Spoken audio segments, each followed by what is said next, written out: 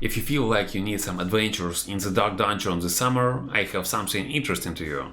An early access of the game Dungeons of Sundaria was released in mid-July and got a solid interest from indie dungeon crawling fans. The interesting fact about this game is that a solid number of players got it completely for free because they owned the previous title of the developer, called Kings and Heroes.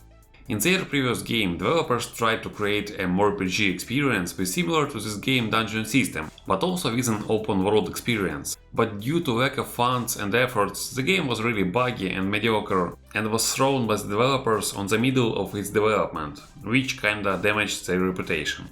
Kings and Heroes was taken down from the Steam store, but most ideas and visuals from this game moved to Dungeons of Sundaria, where we have offline or co-op experience and not more RPG as it was planned in the first title originally. So how the gameplay looks like in this game?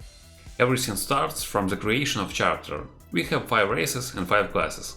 While races for now affect only visual style of character, classes are completely different with separate skill setups for each of them. From the class names you may expect the function of heroes for the game. For high melee damage dealing, best options are warrior and rogue. For tanking, cleric and warrior works great. And if you feel like you need to cast spells, there are a wizard and holy spells of a cleric. For physical damage combat, we all know who is the boss. While the game itself may be perceived as an RPG, in fact, it is mostly hack and slash. We have quests in town, but actually it is worse than in some bad MMORPGs. We have only quests like to speak with someone or to go to a dungeon to find someone. Really nothing interesting. Same with character customization. Upon character progression you will receive new class skills that will enhance your experience, but you will not pick them from the list. You will just receive predetermined new skills and that's all. There is a heroism feature that will allow you after the 16th level of your hero to level up some passive abilities of the hero, but to get to this point you need about 10 hours of gameplay and bonuses are not that solid, so I will not count it as a real progression. The gameplay is starting from the city, which is the hub where we may purchase some potions to increase survivability, increase the level of skills to slightly enhance their effect, and also we may craft here some items. For all those features in city we need money and to progress our character, so that is the moment to dive into the main part of the game – dungeons. While the game is not really trying to be a MMORPG, but Dungeons anyway feels really like the solo or co-op experience in some The Elder Scrolls Online or World of Warcraft. There are many monsters on your way and also really many bosses, which are each unique themselves.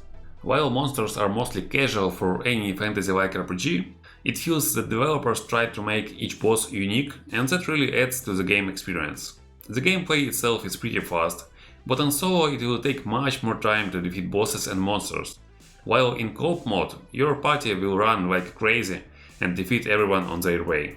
Dungeons shall be completed one by one, to get access to the increased difficulty of each dungeon and further even more hard difficulty. While on normal difficulty game mostly feels like an action RPG, where you just click each monster with all your skills till his death, on higher levels and difficulty, playing your role becomes more important, because tanking abilities of warrior, for example, are really bigger than such abilities of the mage. But in general, in most fights, in any way, everyone will just use all their skills to defeat monsters. So that is mostly a question of positioning on the battlefield. And upon death you will respawn on the latest checkpoint, so death is not that punishing here, so you can freely play aggressive match strategies if you wish, without any problems. Through the dungeons you will find a solid amount of loot, including items and some fragments of equipment and essences that may be further used to craft items. In that direction game is pretty grindy, so for good loot you have to farm a lot and crafting requires a pretty solid number of materials. At the same time there are set items in the game, which you can get from the monsters, which definitely increase the bounty hunter feeling for all those loot lovers like me.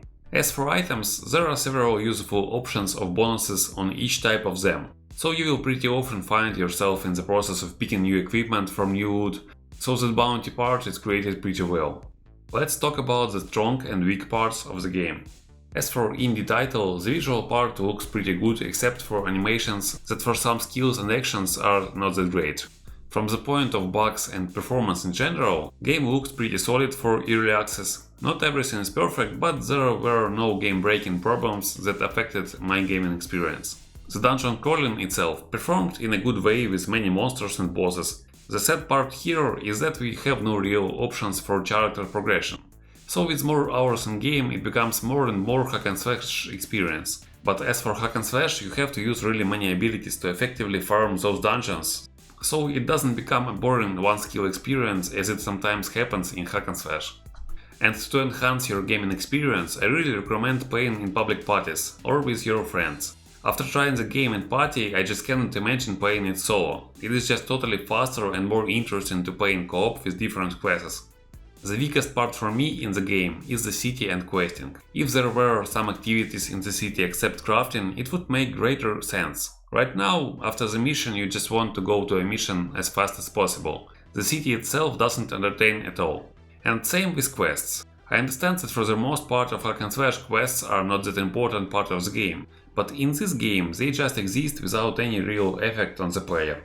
I would prefer if there were some special quests with challenges and portals to separate locations, maybe some time challenges or hard bosses for solo fights, that would be great. But for now, such things are not planned. Currently the game is in early access and we have here 4 dungeons with 3 difficult settings each, and developers are planning to add 4 more dungeons this year along with 1 additional playable race. That is all their plans for now, so I wouldn't expect solid changes in gameplay upon release of the game.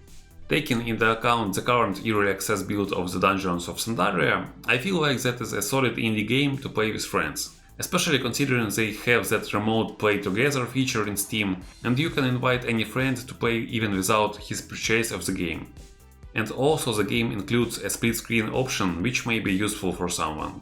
I wouldn't recommend to expect deep experience from the game, but if you need some dungeon crawling game to relax after a hard day, this game definitely may fit you and you will enjoy it, especially if you find it at a discount and will play it with friends.